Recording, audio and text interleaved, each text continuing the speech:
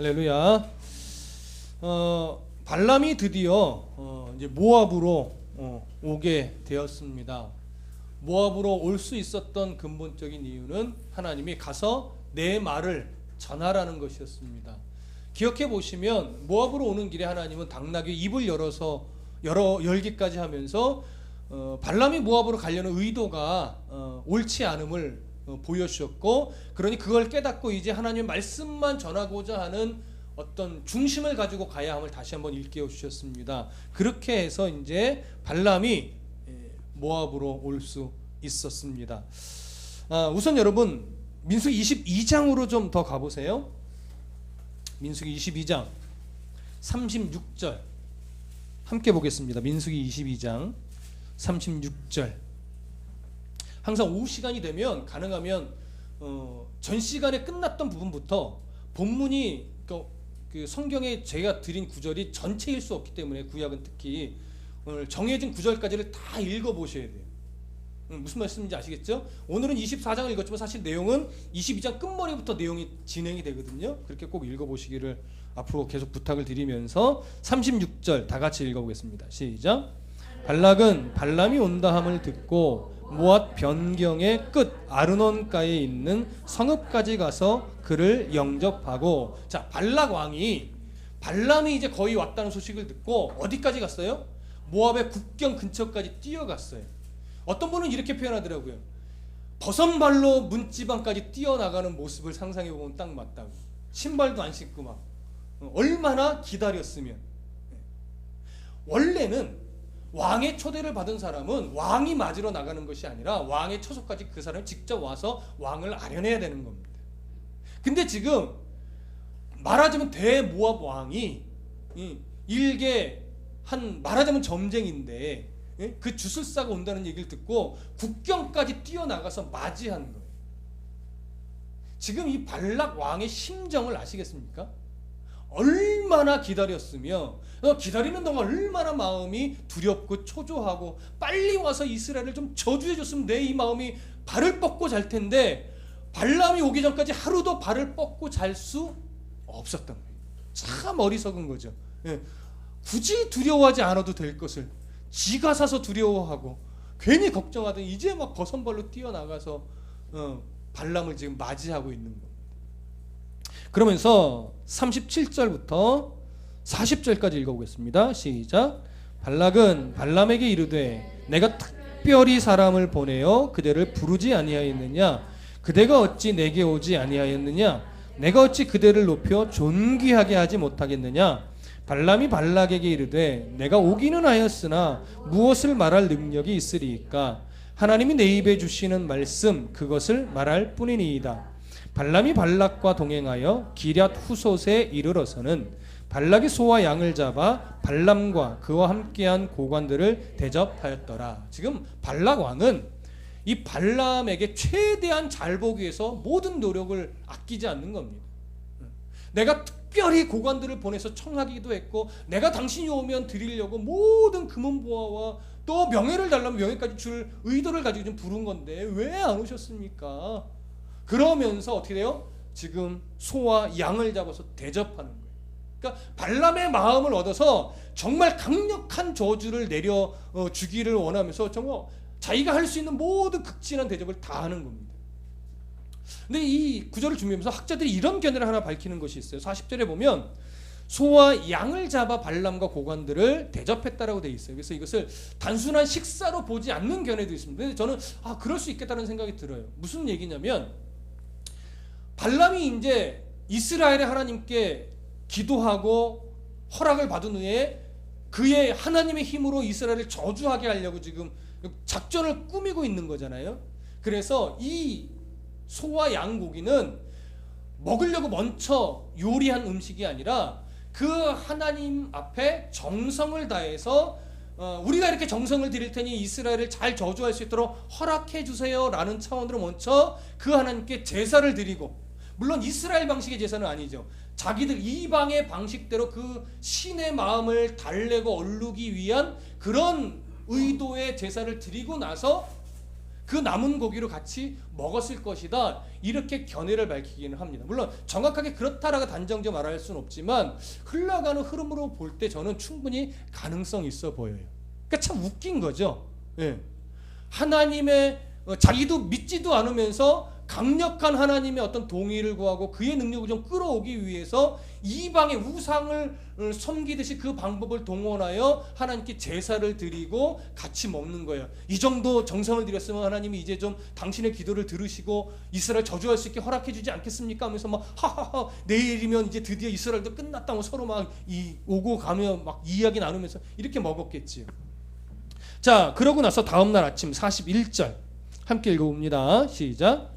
아침에 발락이 발람과 함께하고 그를 인도하여 바알의 산당에 오르매 발람이 거기서 이스라엘 백성의 진 끝까지 보니라. 자, 이 말은 발락이 발람을 데리고 어디를 갔냐면 하여튼 높은 산으로 갔어요. 근데 그 높은 산 위에는 뭐가 있냐면 바알의 산당이 있어요. 물론 두 가지 견해가 있습니다. 그냥 이름이 바알의 산당이라고 하는, 그러니까 이것은 이제 번역을 한 건데 그럴 수도 있고 아니면 진짜 바알의 산당이 있는 장소였을 수도 있다라고 말을 하는데 아마도 바알의 대부분은 바알의 산당이라고 번역을 합니다. 그러니까 바알 신을 숭배한 가장 높은 곳에서 바알 신을 숭배한 거죠. 근데 이 높은 곳은 단순하게 바알의 신당이 있다라는 특징만을 갖고 있는 것이 아니라 거기서 모압의 변경이 다 보이는 거예요. 변경이 다 보인다는 얘기는 이스라엘이 진을 치고 쭉 머무르고 있는 그 모습이 다 보이는 장소라는 얘기예요. 무슨 말씀이 이해되시죠? 그곳으로 발락이 발람을 데리고 간 거예요. 여러분, 왜 발락이 발람을 그곳으로 데려가서 그 진을 다 보여줬을까요? 당시에는요, 고대 근동의 문화 속에서 누군가를 저주하기 위해서는 그 저주를 받을 대상을 눈으로 봐야 된다라고 하는 생각을 갖고 있었어요. 그래서 그를 이렇게 째려보는, 저주의 눈초리로 바라보는, 거기서부터 저주가 나온다라고 하는 당시 어떤 그런 생각, 사고가 있었기 때문에 일단 데리고 와서 당신이 이제 저주할 대상이 이 무리하면서 진짜부터 끝까지를 다 볼 수 있는 곳으로 데려간 거예요. 무슨 말씀 이해되시죠? 그러고 나서 이제 저주를 하기 위한 준비를 시작합니다. 23장 1절과 2절을 읽어보겠습니다. 시작. 발람이 발락에게 이르되 나를 위하여 여기 제단 7을 쌓고 거기 수송아지 7마리와 순양 7마리를 준비하소서 하매 발락이 발람의 말대로 준비한 후에 발락과 발람이 제단에 수송아지와 순양을 드리니라. 자, 이건 번제물로서 이제 태워서 드리는 건데 7제단을 쌓았다라고 지금 기록을 하고 있잖아요. 성경은 다른 어느 곳에서도 이스라엘이 제사를 드릴 때 제단을 7개를 쌓았다는 기록이 하나도 없습니다. 여러분 기억하실지 모르겠는데 1천번제에 대한 설교를 할 때 1,000마리의 소를 가지고 하나님께 드린 몇 번의 제사였다고 말씀드렸죠? 1000번 제사였나요? 한 번의 제사였어요. 그렇죠? 한 번에 하나님께 제사를 드리는데 1,000마리의 제물로 드리는 제사였어요. 그러면 이 제물을 1,000마리를 계속 태우려면 얼마나 걸릴까 우리가 그걸 헤아려 봤었어요. 그래서 그냥 단을 10개를 쌓았다 하더라도 하면서 우리가 예를 한번 들어봤어요. 그렇게 해도 어때요? 최소 100시간이 그냥 1시간씩 태운다라고 가정을 해도 10제단을 쌓아 10마리씩 한 번에 태워서 한다도 1시간만 잡아도 100시간이다 이런 이야기를 드렸었는데 사실은 성경에는 그 어디에도 이스라엘이 10제단을 쌓았다는 기록도 없고 7제단도 기록이 없습니다. 그러니까 사실은 어떻게 봐야 되냐면 항상 제단은 하나씩 하나님께 태워드리는, 이렇게 보는 게 사실은 더 성경적이기는 해요. 그런데 그러면 발람이 오늘 쌓으라고 할 때 7제단은 어떤 의미냐? 고대의 어떤 그 이방인의 문헌에는 나와 있습니다. 바벨론 그 문헌 같은 데 이제 나와 있다라고 기록을 하는데 이들이 바벨론 서판 같은 경우에 보면 7신을 동시에 섬기기 위해서 7제단을 쌓았다라는 기록이 있어요. 그러니까 한 번에 7신에게 제사를 드리기 위해서 이 신은 뭐 바알을 위한 제단이고 이 제단은 아스다롯을 위한 제단이고 뭐 이 제단은 누구를 위한 제단이고 그래서 7신을 동시에 섬기기 위해서 7단을 만들고 거기에 제물을 올려놓고 그들의 방식대로 번제를 드립니다. 그러니까 딱 무슨 풍습이에요? 이방인의 다신사상에 입각한 풍습이면 우리는 여기서 엿볼 수 있습니다. 그리고 저주를 위한 제단을 쌓을 때도 7제단을 쌓았다라고 합니다. 그러니까 이 7제단은 이 문화를 바라보면 이방인의 다신적인 풍습이요 이방인의 저주를 위한 풍습임을 우리가 알 수 있어요. 그런데 지금 발람이 하나님 앞에 말하자면 어쨌든 번제를 드리는데 그 번제의 방식은 뭐예요? 이방인의 방법이에요. 그리고 번제를 드리는 장소는 어디예요? 바알의 신당이에요. 안타까운 것은 솔로몬도 어디서 드렸어요? 바알의 신당에서 하나님께 제사를 드렸지.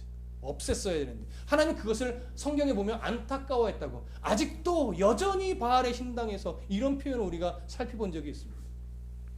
바알의 신당에서 이스라엘 하나님께 이방인의 방법을 가지고 제사를 번제를 드려요. 이게 참 아이러니컬한. 가끔 이건 좀 약간 매치가 안 되는 경우도 있지만 사물놀이를 교회 안에서 하는 경우가 있어요. 사물놀이 뭔지 아시죠?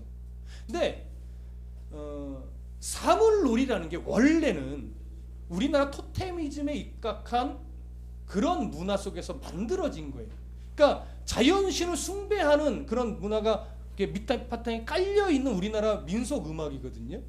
그래서 그런 악기를 쓰는 게 잘못된 것이 아니라 사물놀이라는 이름은 교회 안에 좀 바꿔서 사용하는 것이 좀 옳지 않나 이런 생각을 좀 해볼 때가 있었어요. 아, 사물놀이를 교회 안에서 합니다 라고 하면 사물놀이라는 이름에는 토테미즘이 담겨있는 표현인데 그렇죠? 그들은 그런 자세로 하는 게 아니에요. 물론 이런 악기로 하나님을 찬송하는 건데 표현은 어때요? 사물놀이라고 쓰면 이게 뭔가 안 맞는 거예요. 그게 좀 안타까울 때 그렇다고 그것은 뭐 정죄할 차원의 문제는 아니고 우리가 조금 생각은 해볼 문제다라고 하는 그런 생각이 들었어요. 그러니까 세상의 방법, 그 우상을 숭배하는 그런 모양새들이 자칫 포장이 돼서 교회 안에 들어와 뭔가 모를 이상한 뉘앙스를 만들어낼 때가 있는데 우리가 조금 그런 문화들은 분별력 있게 잘 정리가 돼서 수용할 것은 수용하고 거절할 것은 거절하는 이런 우리가 좀 지혜가 필요할 것 같습니다. 이런 느낌이죠. 자, 그렇게 해서 이제 7제단을 쌓고 그가 번제를 드립니다. 드리고 나서 3절부터 5절까지 한번 읽어볼게요. 3절부터 5절 시작. 발람이 발락에게 이르되 당신의 번제물 곁에 서소서 나는 저리로 가리이다. 여호와께서 혹시 오셔서 나를 만나시리니 그가 내게 지시하는 것은 다 당신에게 알리리이다 하고 언덕길로 가니 하나님이 발람에게 임하시는지라 발람이 아뢰되 내가 7제단을 쌓고 각 제단에 수송아지와 순양을 드렸나이다. 여호와께서 발람의 입에 말씀을 주시며 이르시되 발락에게 돌아가서 이렇게 말할지니라. 자, 번제를 드렸습니다. 어쨌든 드리고 나서 발람이 뭐라고 하냐면 발람 왕에게 당신들과 고관들은 여기 계십시오. 나는 저리로 언덕을 말하는 거예요. 좀 높은 곳으로 가서 하나님의 음성을 하나님을 만나고 오겠습니다. 자, 일반적으로 보면 제사장들이 이스라엘 안에서 유대인들이 제사 드리고 나서 하나님의 어떤 뜻을 구할 때 제단을 떠날까요? 안 떠날까요? 안 떠납니다. 솔로몬이 1,000번제를 드리고 제단을 떠났어요? 안 떠났어요? 기억이 안 나시나요? 나중에 또 한번 설교해도 되겠네. 제단을 안 떠났어요. 어디서 잠이 들었죠? 제단 앞에서.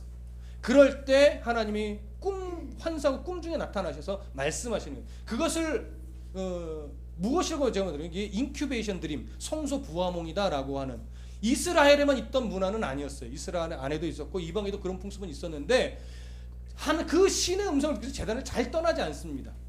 일반적으로는. 근데 지금 이 발람은 제단을 떠나서 다른 곳으로 여기서 막 언덕길로 올라가서 거기서 하나님의 음성을 들으려고 하는데 과연 왜 떠났을까? 이런 것을 우리가 좀 생각해 보겠는데 민수기 24장 1절 한번 가보세요. 왜 떠났는가?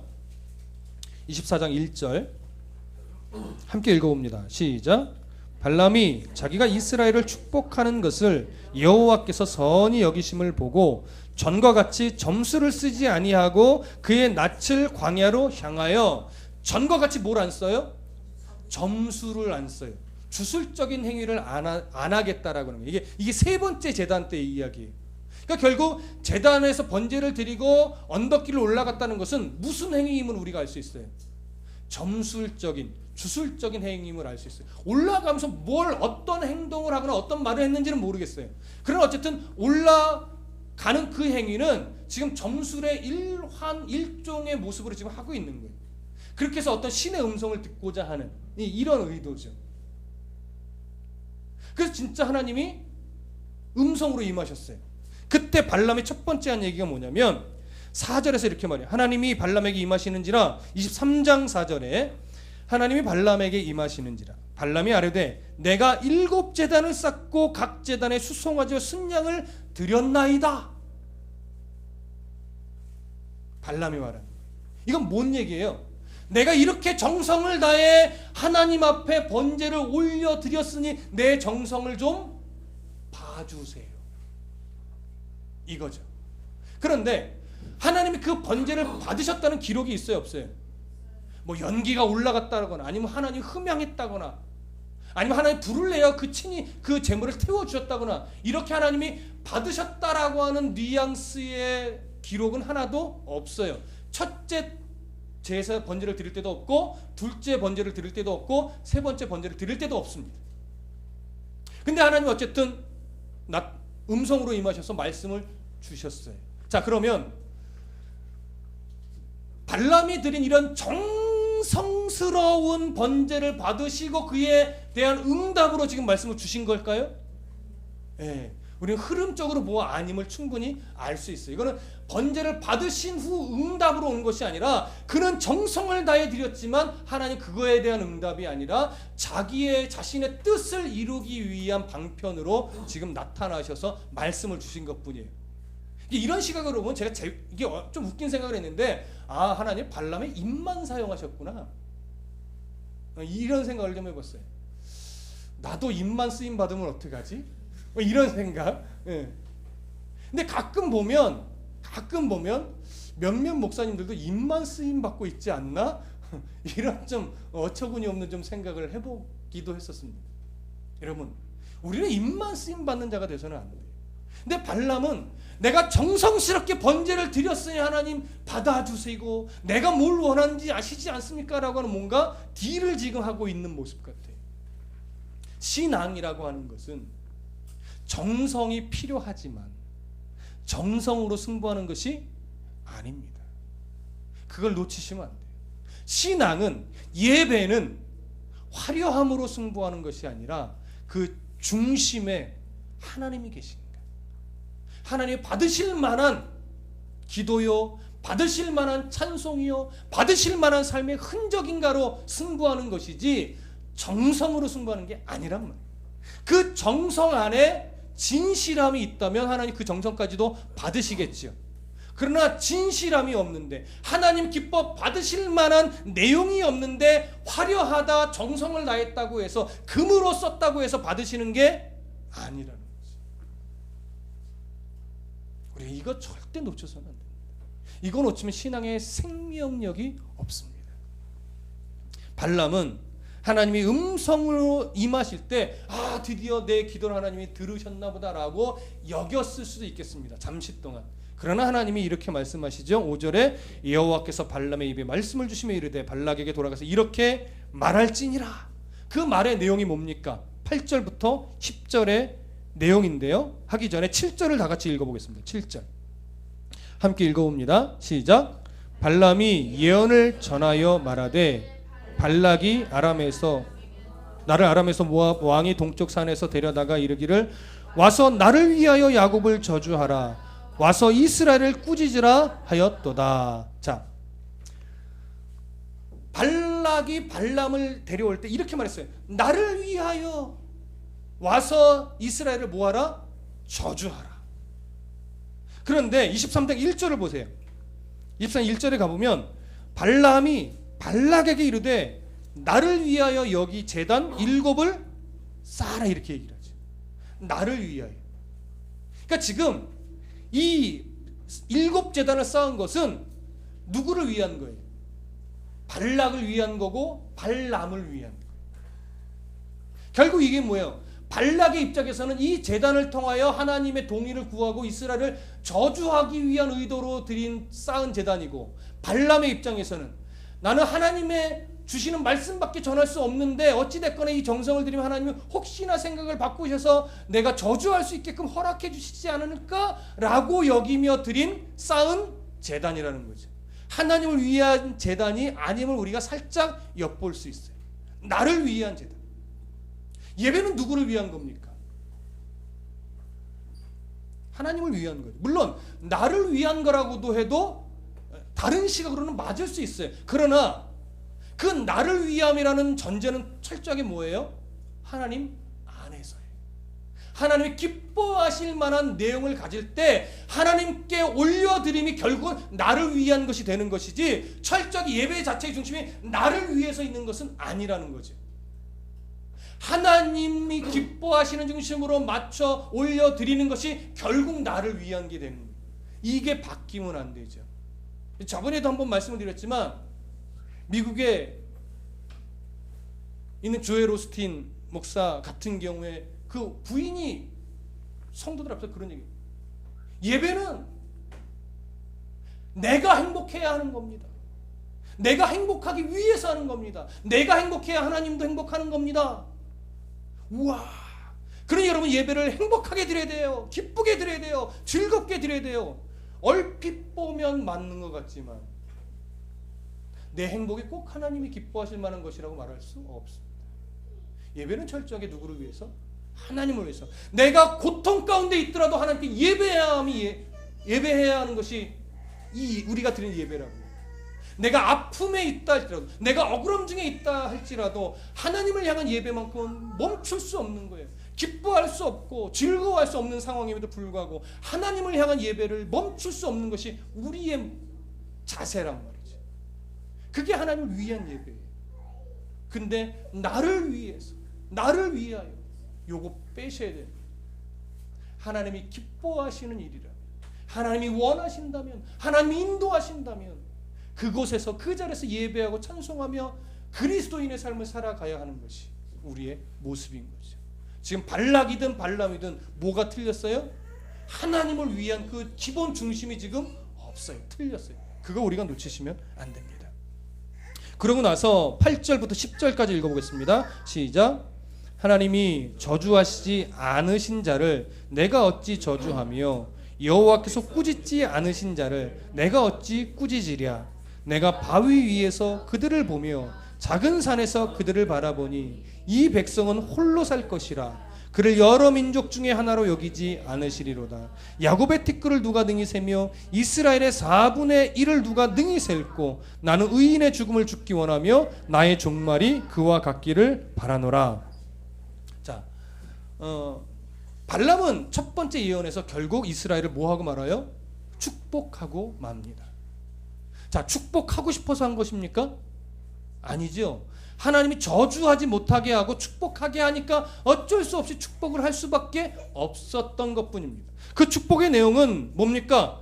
하나님은 이스라엘을 저주하지 않는다. 하나님은 이스라엘을 꾸짖지 않으신다. 그리고 하나님은 이스라엘을 여러 민족과 똑같이 여기시지 않고 하나님은 그들을 특별한 민족으로 부르셨다라고 하는 거죠.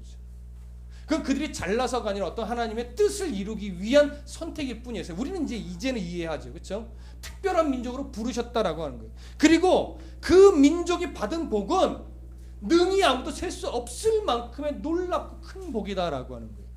그들이 받은 복의 4분의 1만 헤아리려고 해도 헤아릴 수 없을 거다라고 하는 거죠. 그러면서 발람이 뭐라고 말을 해요? 10절 끝부분에 나는 의인의 죽음을 죽기 원하며 나의 종말이 그와 같이 되기를 바라노라. 놀라운 신앙 고백처럼 보이기는 하나 이거는 발람의 신앙 고백이 아니라 부러움의 표현입니다. 부러움의 표현입니다. 그러니까 이 부러움의 표현이라는 건 뭐예요? 그가 입술을 하나님한테 빼앗겨서 복을 막 선포하면서 느끼는 게 뭐예요? 야, 이스라엘이라는 민족은 이렇게 큰 복을 받은 민족이구나. 이걸 안 거죠. 근데 알았으면 그 하나님을 바르게 섬기는 길로 찾아가야 되는데 발람은 지금 그렇지 못한 거예요. 그게 안타까운 거죠. 크신 하나님을 보고는 있어요. 크신 하나님이 이스라엘을 얼마나 복 주시고 사랑하시는지 늘 알았단 말이에요. 근데도 그 하나님을 믿는 백성, 그 공동체 안으로 내가 가야 되겠다 이런 생각은 지금 못하는, 그게 지금 현재 발람의 수준입니다. 자, 그리고 나서 발락은 다시 발람을 두 번째 장소로 데리고 갑니다. 자, 23장 18절부터 24절을 보시죠. 거기를 가기 전에 13절과 14절 다 같이 읽어보겠습니다. 23장 13절 14절 시작. 발락이 말하되 나와 함께 그들을 달리 볼 곳으로 가자. 거기서는 그들을 다 보지 못하고 그들의 끝만 보리니 거기서 나를 위하여 그들을 저주하라 하고 소빔들로 인도하여 비스가 꼭대기에 이르러 7 제단을 쌓고 각 제단에 수송아지와 순양을 드리니. 자, 보십시오. 이제 저를 보십시오. 발락이 화가 나서 화가 났지만 한 번은 꾹 참는 거예요. 그래서 뭐라고 얘기해요? 이 다른 곳으로 좀 갑시다. 근데 데리고 간 곳이 어디예요? 또 어느 정도 높은 곳인데 그곳에서는 이스라엘이 다 보여요? 아니면 끝에 일부만 보여요? 끝에 일부만 보이는 곳으로 간 거예요. 그래, 여기서 끝만 보이니 여기서는 이제 저주하라 이렇게 얘기한 거죠. 왜 그런지 정확하게 알 수는 없으나 모든 신학자들이 동일하게 유추하고 있는 것은 뭐냐면 아마도 발람이 이스라엘의 전체 규모를 보고 두려워서 쉽게 저주하지 못했을 것이다 라고 발락이 여기고 발람을 이스라엘의 한쪽 끝만 보이는 곳으로 데려가서 이제 그들을 두려워하지 말고 저주하게 하려는 의도로 데려갔지 않았을까 이렇게 여깁니다. 그러고 나서 거기서 또 발람은 다시 몇 제단을 쌓아요? 7 제단을 쌓아요. 그렇다면 이 7 제단 역시 무슨 의도로 쌓은 제단이겠습니까? 다시 하나님을 뭐 해보자? 설득해보자. 다시 하나님께서 마음을 좀 바꿔서 내가 이스라엘 저주할 수 있도록 허락을 받아보자 라고 다시 정성으로 승부하려고 하는 모습이라고 우리는 볼 수 있습니다. 그러고 나서 여전히 15절 함께 읽어보겠습니다. 시작. 발람이 발락에게 이르되 내가 저기서 여호와를 만나 뵐 동안에 여기 당신의 번제물 곁에 서소서 하니라. 여호와께서 그러고 나서 이제 발람이 다시 저번처럼 어디로 가요? 다른 곳으로 또 간 거죠. 이건 역시 무슨 행위예요? 주술적인 행위죠. 그랬을 때 또 다시 여호와께서 발람에게 임하여 주십니다. 16절 시작. 여호와께서 발람에게 임하사 그의 입에 말씀을 주시며 이르시되 발락에게로 돌아가서 이렇게 말할지니라. 다시 그 입에 하나님께서 말씀을 주셨습니다. 그 내용이 뭡니까? 바로 18절부터 24절의 내용입니다. 함께 쭉 읽어보겠습니다. 시작. 발람이 예언하여 이르기를 발락이여 일어나 들을지어다. 십볼의 아내들이여 내게 자세히 들으라. 하나님은 사람이 아니시니 거짓말을 하지 않으시고 인생이 아니시니 후회가 없으시도다. 어찌 그 말씀하신 바를 행하지 않으시며 하신 말씀을 실행하지 않으시랴. 내가 축복할 것을 받았으니 그가 주신 복을 내가 돌이키지 않으리라. 야곱의 허물을 보지 아니하시며 이스라엘의 반역을 보지 아니하시는도다. 여호와 그들의 하나님이 그들과 함께 계시니 왕을 부르는 소리가 그 중에 있도다. 하나님이 그들을 애굽에서 인도하여 내셨으니 그들의 힘이 들소와 같도다. 야곱을 해할 점술이 없고 이스라엘을 해할 복술이 없도다. 이때에 야곱과 이스라엘에 대하여 논할진대 하나님께서 행하신 일이 어찌 그리 크냐 하리로다. 이 백성이 암사자같이 일어나고 숫사자같이 일어나서 움킨 것을 먹으며 죽인 피를 마시기 전에는 눕지 아니하리로다. 두 번째 축복의 내용입니다. 결국 이 내용은 정리해보면 하나님은 이스라엘이나 야곱의 허물이나 잘못을 보지 않고 늘 자신의 백성으로 여기신다라고 하는 거예요. 그러면서 이스라엘 안에 하나님을 향하여 우리의 왕이다라고 부르는, 뭐 직접 그들이 불렀는지 모르겠지만 하나님이 그들의 모가 되신다라고 하는 거예요. 왕이 되셨다라고 하는 이야기죠. 그러면서 그 하나님의 왕이신 하나님이 이스라엘을 애굽에서 탈출시키셨고 그들과 함께 하시니까 이제 그들의 힘이 뭐와 같아요?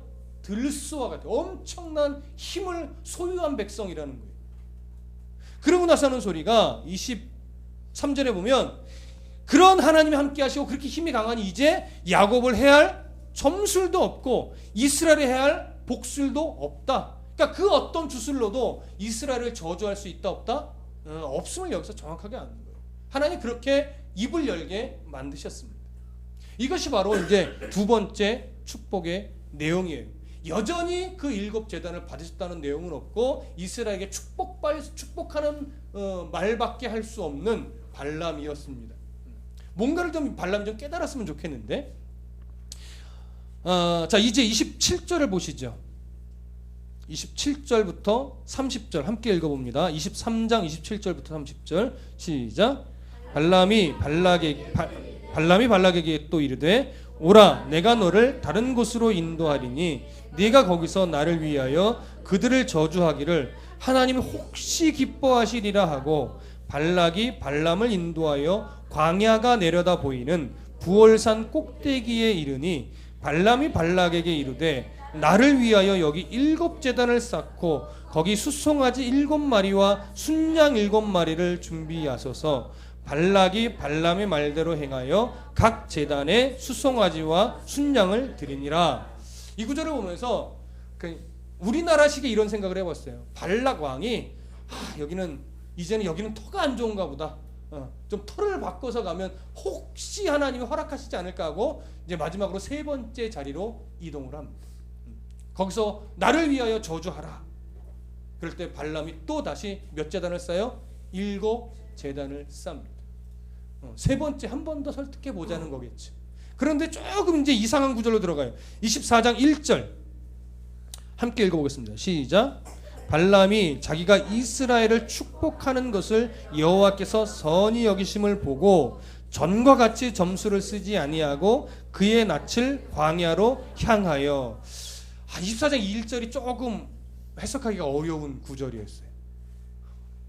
다시 보세요. 발람이 자기가 이스라엘을 축복하는 것을 여호와께서 어떻게 해요? 선히 여기심을 보고 전과 같이 점수를 쓰지 아니하고 그의 낯을 광야로 향했대. 광야를 봤다라고 하는 거죠. 이스라엘이 진을 치고 있는 광야를. 그러면 이스라엘을 축복하는 것을 여호와께서 선히 여기심을 보고 점수를 쓰지 않겠다라고 마음 먹었다라고 하는 것은 그의 어떤 신앙이 바뀌었다라고 하는 걸까요?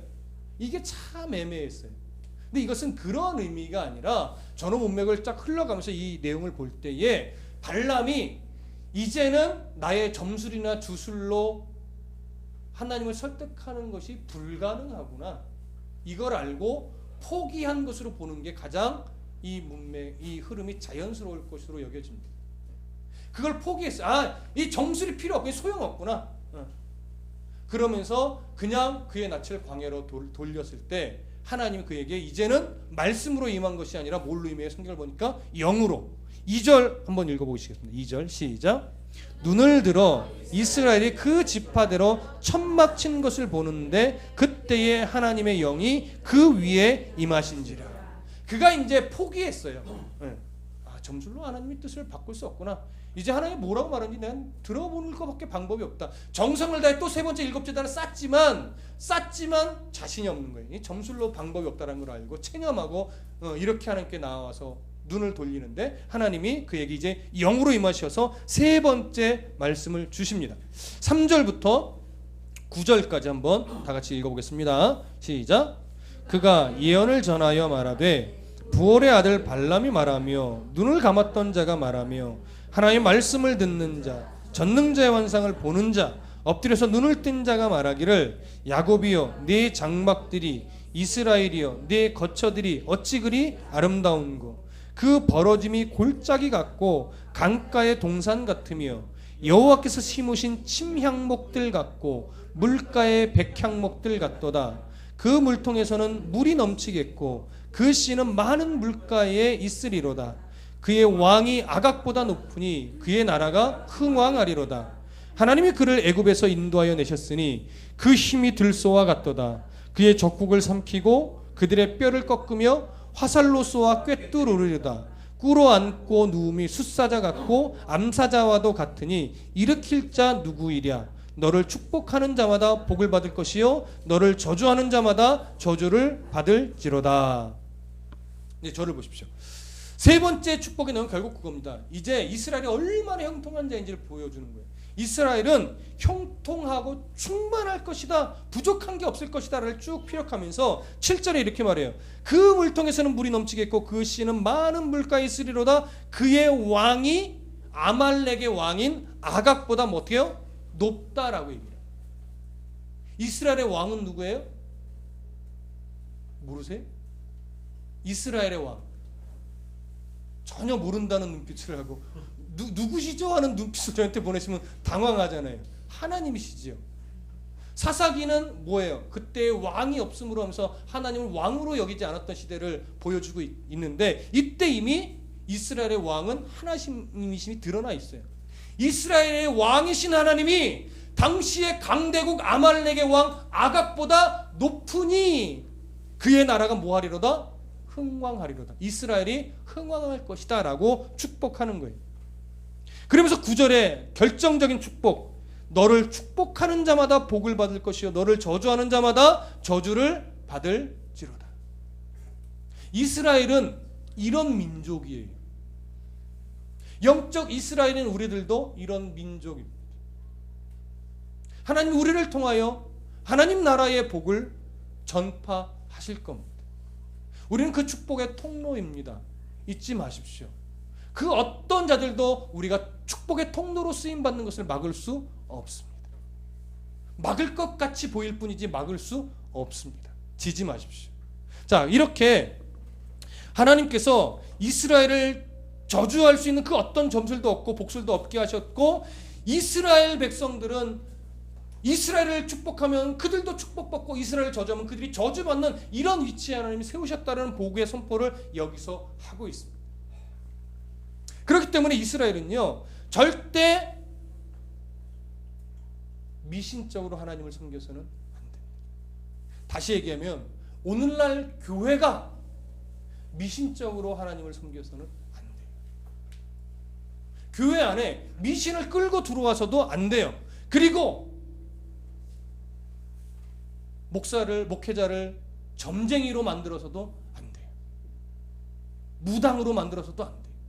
근데 안타까운 것은 점쟁이 같은 목사도 있고 무당 같은 목사도 있더라라고 하는 거지. 있는 사람은 있다 쳐도 우리는 그러면 안 돼요.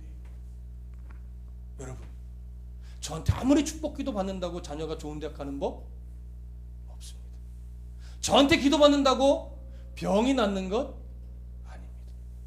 목사를 무당으로 만들지 마시고 점쟁이로 만들지 마십시오. 하나님은 철저하게 자신의 뜻을 가지고 성도의 삶을 어떻게 해요? 이끌어 가시는 분입니다. 우리 그걸 놓치시면 안 돼요. 성도의 삶은 내가 원하는 대로 하나님이 도우시는 것이 아니라 하나님이 원하시는 대로 내 삶이 끌려가는 인생이 가장 복된 인생이에요. 그래서 하나님, 나를 향한 하나님의 뜻이 무엇인가를 빨리 발견할수록 우리의 신앙의 삶이 가벼워질 수 있죠. 열심히 달려갈 수 있으니까. 그러기 위해서는 뭘 가까이 해야 돼요? 늘 말씀을 가까이 해야지.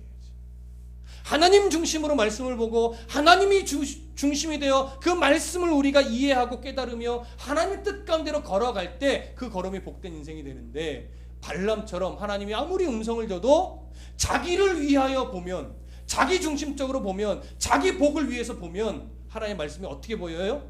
왜곡되게 보여요. 그래서 우리는 2015년도에 말씀을 정직하게 보는 훈련을 해 나가려고 합니다. 그리고 말씀을 우리가 완벽하게 해석하여 볼 수는 없으나 그래도 최대한 곁길로 나가지 않고 하나님 원하신 그 길 안에서 말씀을 보는 훈련을 해 나가려고 합니다. 그래서 앞으로 여러분들이 어디에 있든지 어디를 가든지 그 말씀을 근거로 하여 건강한 신앙의 삶을 살아갈 수 있는 그 어떤 밑거름이라고 할까요? 그 힘을 점으면서 그 실력을 쌓으려고 합니다. 발람도 그런 크신 하나님을 보았지만 결국 거기서 하나님께 엎드리지 못했어요. 왜요? 자기 중심적으로 하나님의 역사를 봤기 때문에. 자기 중심적으로 크신 하나님을 보니까 그 하나님을 왜곡되게 보지 정직하게 하나님 앞에 내가 어떠한 존재로 서야 될까를 보지 못하는 거예요. 자, 보십시오. 세 번째까지 저주를 하지 못하고 축복의 선포만 하니까 발락이 화가 났어요. 너는 이제 너의 고향으로 도망가라. 내가 널 어떻게 할지 모르겠다. 화가 났어요. 그랬더니 발람이 가기 전에 마지막으로 한 번 더 입을 열어서 이스라엘을 저주하거나 방해하거나 공격했던 민족들이 앞으로 어떻게 될 것인가에 대한 마지막 메시지를 전합니다. 자, 17절 한번 보세요. 17절. 24장 17절 함께 읽습니다. 시작. 내가 그를 보아도 이때의 일이 아니며 내가 그를 바라보아도 가까운 일이 아니로다. 한 별이 야곱에게서 나오며 한 규가 이스라엘에서 일어나서 모압 이쪽을 저쪽까지 쳐서 무찌르고 또 셋의 자식들을 다 멸하리로다. 이스라엘을 저주하려고 했던 모압이 나중에 훗날 이스라엘의 지도자를 통해서 어떻게 해요? 정복당한다, 멸망당할 것이다, 이 얘기를 하고 있는 거예요. 20절 읽어보겠습니다. 시작. 또 아말렉을 바라보며 18절 죄송합니다. 시작. 그의 원수 에돔은 그들의 유산이 되며 그의 원수 세일도 그들의 유산이 되고 그와 동시에 이스라엘은 용감히 행동하리로다. 주권자가 야곱에게서 나서 남은 자들의 그 성읍에서 멸절하리로다. 이스라엘의 길을 막았던 에돔은 어떻게 된대요? 정복되고 그의 성읍이 멸절된대요. 이것이 누구 때의 성취가 되냐면 다윗 때의 성취가 됩니다. 모압과 이 에돔이 망하는 것이. 그리고 나서 20절 시작. 아말렉을 바라보며 예언하여 이르기를 아말렉은 민족들의 으뜸이나 그의 종말은 멸망에 이르리로다. 이스라엘이 광야에 있을 때 공격했던 이 아말렉도 망하게 될 것을 선포하는 겁니다. 히스기 왕 때 이 예언이 성취가 되죠. 그러고 나서 24절 읽어볼게요. 시작. 깃딤 해변에서 배들이 와서 아수르를 학대하며 에벨을 괴롭힐 것이나 그도 멸망하리로다. 아수르도 결국 망할 겁니다. 언제 성취되냐면 로마에 의해서 아수르가 멸망이 되죠. 이렇게 발람의 입을 통해서 뭐가 선포가 되냐면 하나님의 백성들을 대적한 자의 결국이 어떻게 되는지를 보게 된 거예요. 그러니까 잘 보세요. 발람과 발락, 이방인이고 이스라엘 대적했지만 이 둘만큼 하나님의 크심, 그리고 크신 하나님의 백성들이 어떠한 복에 놓여 있는 자들인지를 철저하게 경험한 자들도 드물 거예요. 하나님의 말씀을 통해서 이들이 들었으니까. 그럼에도 불구하고 이들은 그 하나님 앞에 엎드릴 줄 몰랐고 그 하나님을 섬길 줄 몰랐고 이스라엘을 저주하는 것보다 그들을 축복하면서 그들의 공동체와 함께 섞이는 것, 그들의 하나님을 섬기는 것이 얼마나 중요한지 이들은 몰랐어요. 그래서 우리가 여기서 중요한 교훈을 받아야 하는 겁니다. 그 중요한 교훈이 뭡니까? 우리는 크신 하나님의 존귀한 백성이라는 사실. 요즘 많은 성도들이 극과 극을 달립니다. 하나는 하나님보다 더 존귀한 자인 것처럼 행세하는 경우가 있고, 또 하나는 자신을 너무너무 낮추는, 그래서 자신을 너무 절망적인 사람으로 보는 이런 또 한 부분이 있습니다. 둘 다 틀렸습니다. 우리는 존귀하신 하나님의 백성으로서, 크신 하나님의 백성으로서의 존귀함이 있는 자이고, 그래서 절망할 수 없고 그래서 교만할 수 없는 그런 하나님의 복을 받은 자들입니다. 그래서 여러분, 세상은 하나님의 크심을 보면서 서로 늘 대적하겠지만 우리는 그 하나님 아버지 앞에 늘 겸손해야 합니다. 발람과 발락처럼 교만해서는 안 됩니다. 끝까지 하나님의 크심을 보면서 대적하는 자리에 서 있어서는 절대 안 됩니다. 이스라엘은 그런 위치에 있는 자들입니다. 그런데 다음 장에 보면 이제 나오겠지만 그런 이스라엘도 결국 약한 부분이 있었는데 하나님이 그 싫어하는 것을, 이스라엘은 그 유혹에 또 걸려서 넘어지는 장면을, 이것이 바로 발람의 꾀 때문에 또 그렇게 이런 일이 벌어지는데, 이런 어리석음에 우리가 빠지지 않기 위해서 늘 분별력을 가져야 할 것입니다. 여러분, 오늘 스스로를 이렇게 쓰다듬어 주십시오. 나는 크신 하나님의 존귀한 백성이다. 이 사실을 잊지 말고 내가 존귀한 자녀로서의 삶을 살아가야 되겠구나. 여러분, 스스로 많이 쓰다듬어 주시면서 내가 어떤 존재인지 늘 잊지 말고 하나님의 자녀로서의 삶을 살아가시길 간절히 부탁드립니다. 기도하겠습니다.